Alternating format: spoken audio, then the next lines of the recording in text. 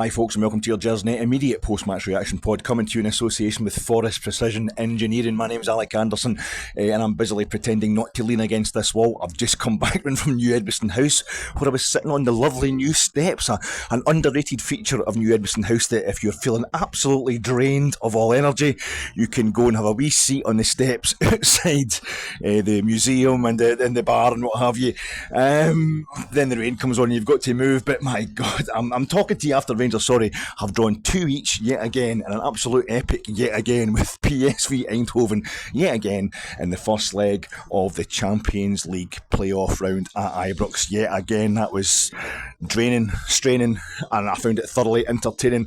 I don't know if you know your geography at Ibrox, but it's Mafeking Street is a wee street that takes you, completes your journey from the back of the Rangers End down to like the Loudon or the Ibrox Underground and Copeland Road, and I think it must be named after the relief of Mafeking, where the British came and eventually relieved a siege by the Boers, the Dutch, in the Boer War, and that's what it was like tonight. A kind of chess match. If Gary Kasparov gets up and smacks his opponent over the head with a baseball bat every time he dares to make a good move. We took the lead twice. We ended up drawing 2 each, but it was like you had to take the lead for the relief of the siege. We're going to have to take the lead to get a draw out of this game. I know a lot of you guys out there will be really unhappy at Rangers drawing a European game at Ibrox. You're certainly hoping to get a win, maybe a couple of goals ideally, when Rangers are playing the first leg at home. I don't know. I don't think it was like that, and I felt as if the crowd tonight realised it wasn't like that either. Not just because we had the same epic with PSV last season and we end up going through, but I think they know that this nascent, embryonic Michael Beale's first full season as manager, as yet a kind of unproven, if not untested, Rangers manager, and this team, the wholesale changes that we've made, the changes that we as a support wanted. You'd Cyril Dessers really articulately in yesterday's press conference talking about how it's not just about players coming and learning how to play with new teammates and what have you, but guys coming from a foreign country have got to set up home in a new country, and all these things play into the time it takes them to adjust to their new teammates and to get going. But I think a lovely thing happened tonight with the Ibrox crowd. You know what it's like at Ibrox. It can go really... There's 2 ways of looking at it. Fans take it to extremes. I'm kind of more in the don't dare boo the team. Always be supportive. If you don't have anything nice to say, don't say anything, because I love Rangers. And other folk do the total. No, I've paid my money. I'll say whatever I want to them. I've got standards. I know how Rangers should be playing, and I'll be getting the players to if they don't. It's basically just 2 different ways of trying to be more staunch than the other guy. But tonight there was that lovely kind of halfway house where we all realised we got right behind the team, smashing Tifo. By the way, what took the Union Bears or the Brimlin Collective, whatever they're called, what took them so long to use the Butcher Bill image? That must be is that the first time we've used it? Maybe no, but I've been waiting for that one ever since Gangs of New York came out. I always thought that was one that we had to use, just showing that we're not in any way bigoted. Daniel Day-Lewis, a famous Irish actor.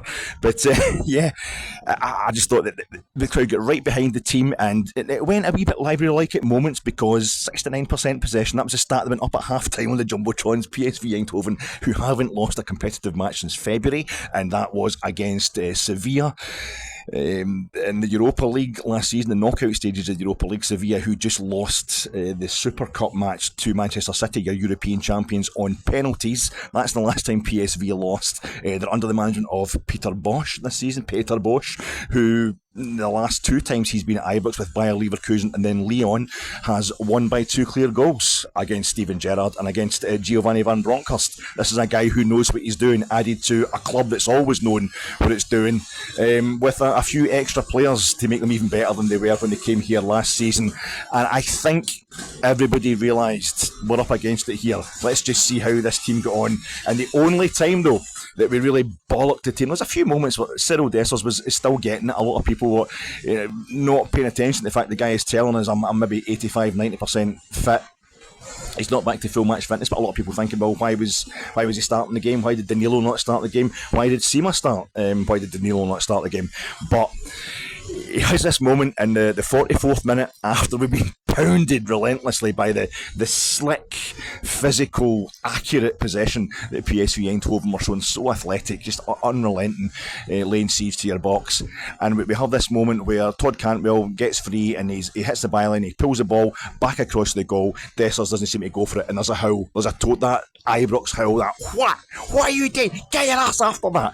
And it's like Dessers then, I don't know, I might be misremembering this, because it's like the world's nicest car crash, a game like this. It's so traumatic, you're so invested in it, it's so just like gripping to watch that maybe some of the details or some of the action has been lost in the kind of cloud of my nervousness that's still hanging about me after this game. But he seemed to then respond to that. There's that bollocking he's taken from the crowd and goes and runs after the guy with the ball. I think, again, I'm not sure, it might be Ramalho, the Brazilian fella, who the centre half who we hunted down in Eindhoven last season, and Malik Tillman with the opponents tonight.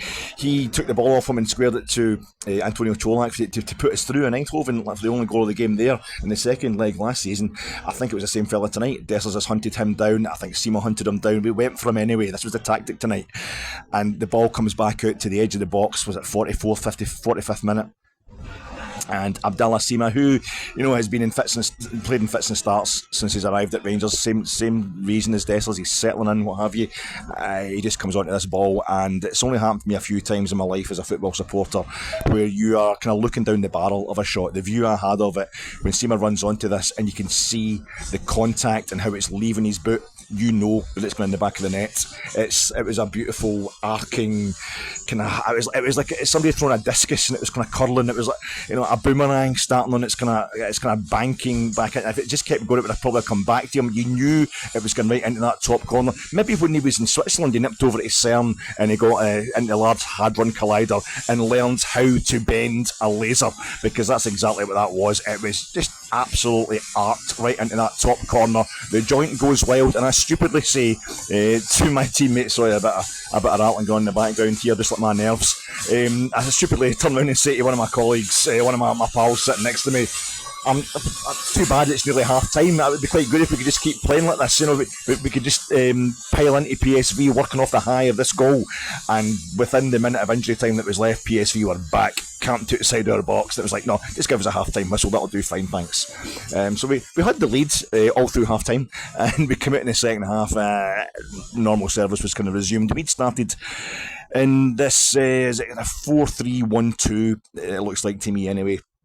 I say I need to go and see the game on telly and what have you. You'll know better than me. I'm terrible reading the tactics from my spot in the main stand, but the kind of layout. But it looked like the 4-3-1-2, which if you want to put Jack at the bottom of it and Cantwell at the top of it, could be like 4-diamond-2 tactic with Sima supporting. Supposedly two up front, but it's more kind of Sima supporting Dessers up front, and PSV Eindhoven do their kind of respectful away from home. Having looked at what they've done this season so far, they're kind of respectful away from home lineup where they're giving their opponents a bit of respect. It's 4-2-3-1 they've got going. It'll be 4-3-3 and then some. 4-3-7 it'll feel like in Eindhoven, but they were giving us the respect tonight, but still just the physicality, the energy, the movement. They were a really good side to watch. It was quite good that Patrick Van Aanholt hadn't travelled with them. You might know him, the left back from his Crystal Palace days, played a lot of games for Crystal Palace.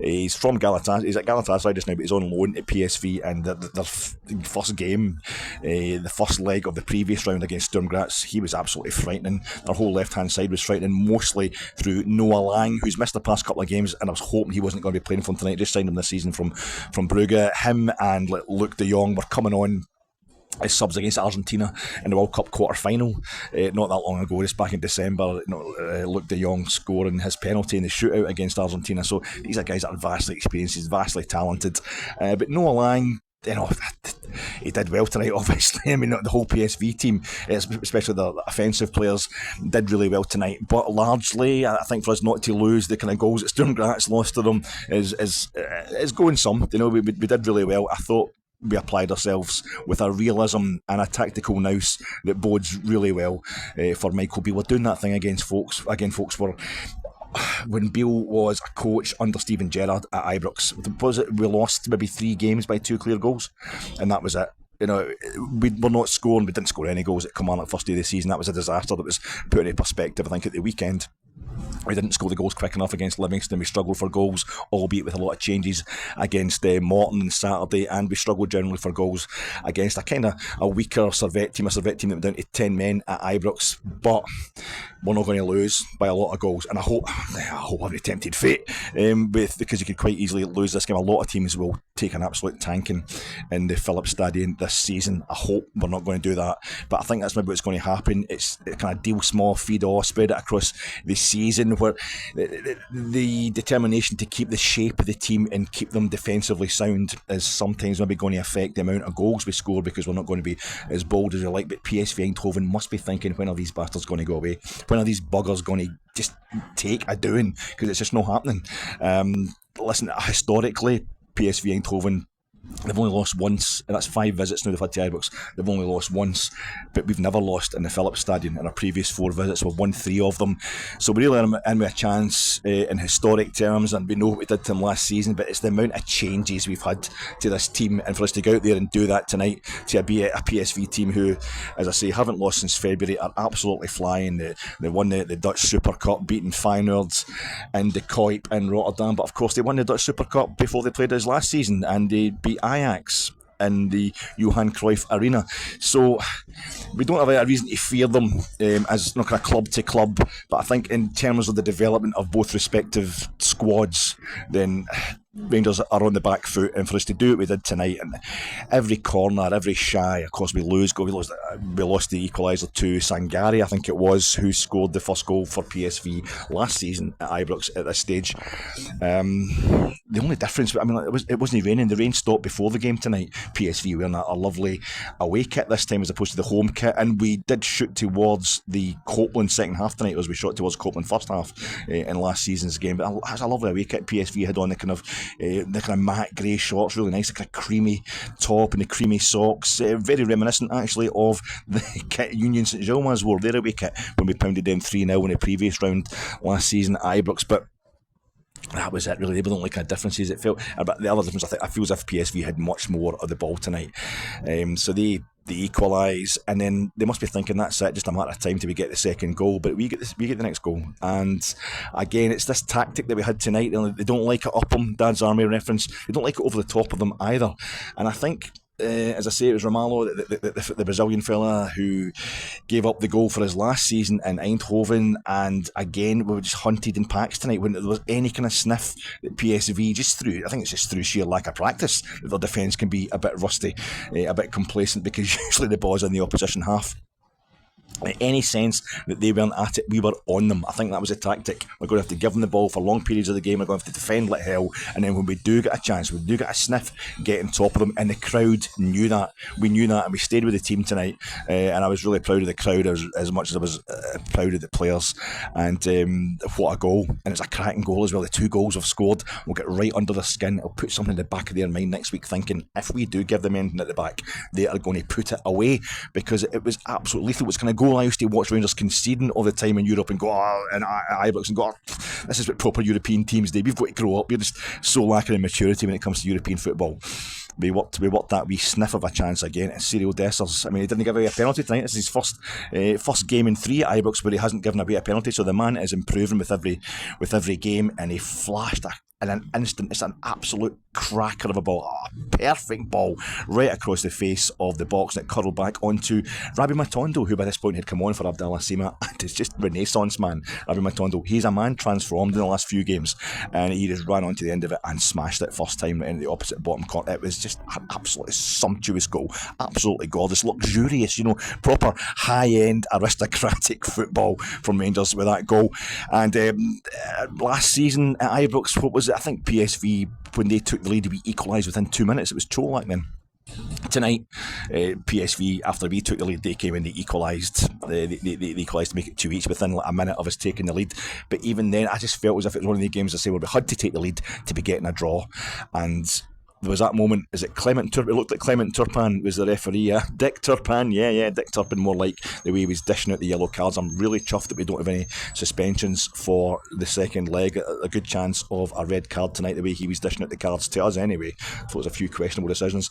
But there's a wee moment VAR. I thought that pass was so good, it happened so quickly. Was he offside?